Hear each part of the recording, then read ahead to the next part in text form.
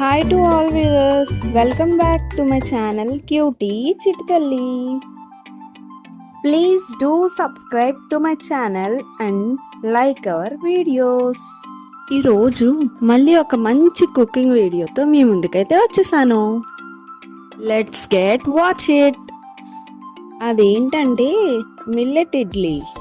దానికోసం కావాల్సిన ఇంగ్రీడియంట్స్, నేనైతే పొట్టుతో ఉండే మినపప్పే ప్రిఫర్ చేస్తా. బికాస్ మినపగుండ్లు అనేవి హెల్త్కి అంత మంచిది కాదని నా అభిప్రాయం. అండ్ నెక్స్ట్ రాగులు, జొన్నలు, అలాగే కొంచెం మెంతులు అండ్ ఇడ్లీ రవ్వ వాటర్లో 6 to 8 hours సోక్ చేసుకొని బ్యాటర్ సాఫ్ట్గా రెడీ చేసుకున్న బ్యాటర్ని ఓవర్ నైట్ రూమ్ టెంపరేచర్లో ఉంచాలి. బికాస్ అది బాగా ఫర్మెంటేషన్ జరిగి ఇడ్లీలు అనేవి చాలా సాఫ్ట్గా వస్తాయి. ఫర్మెంటేషన్ జరిగిన తర్వాత నేను కలుపుకున్న పిండి అయితే ఈ ఫామ్లో ఉంది. దెన్ ఇడ్లీలు వేసి చూద్దాం ఎలా వస్తాయో.